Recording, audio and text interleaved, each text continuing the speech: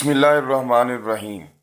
ناظرین، کافی لوگ نہیں جانتے کہ عورت کو حیض کے بعد کس وقت جمع کرنا چاہیے اور وہ سنت کے خلاف چلتے رہتے ہیں۔ انہیں اس چیز کا علم نہ ہونے کی وجہ سے ان کی گناہ میں اضافہ ہوتا رہتا ہے۔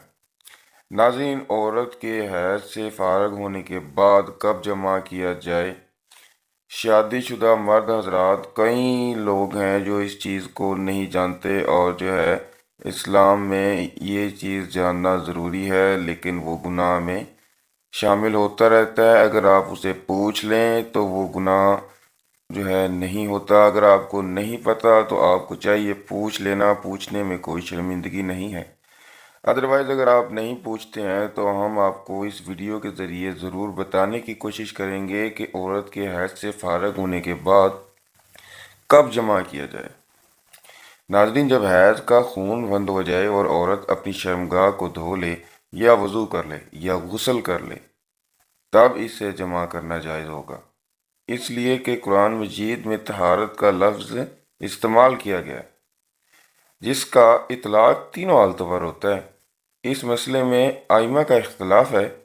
امام مالک، امال شافعی اور امام احمد رحمۃ اللہ علیہ کے نزدیک جب تک غسل نہ کر لے یا کسی عذر کی وجہ سے بجائے غسل تیمم نہ کر لے، اسے جمع جائز نہیں۔ امام ابو حنیفہ رحمۃ اللہ علیہ کے مسلک میں مدت کم از کم 3 دن اور زیادہ سے زیادہ حیض کی مدت وہ 1 دن ہوتا تھا، یا زیادہ سے زیادہ کر لو 10 دن ہوتے تھے۔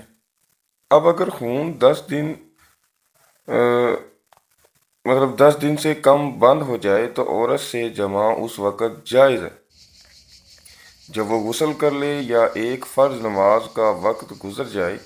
اگر خون پورے 10 دنوں کے بعد بند ہو تو غسل سے پہلے ہی اس سے جمع جائز ہوگا، لیکن مستحب یہ ہے کہ عورت کے غسل کر لینے کے بعد اس سے جمع کرے، اور بقول حضرت امام غزالی رحمۃ اللہ علیہ ایام حیض گزر جانے کے بعد نہانے سے پہلے عورت سے صحبت نہ کریں۔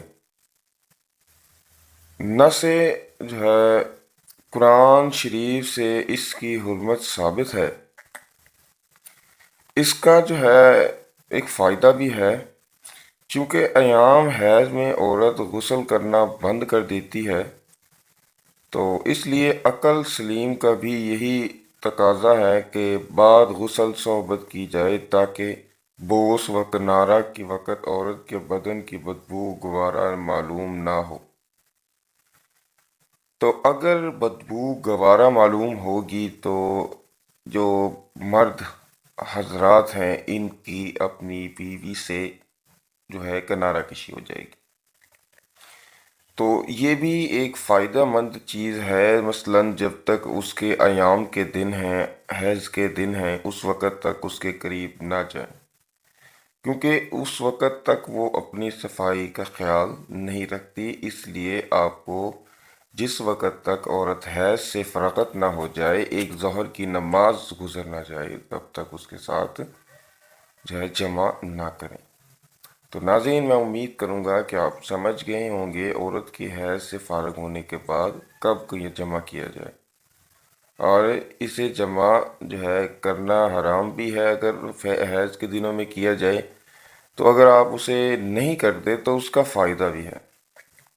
تو ناظرین، امید کروں گا کہ آپ کو آج کی ہماری ویڈیو پسند آئی ہوگی۔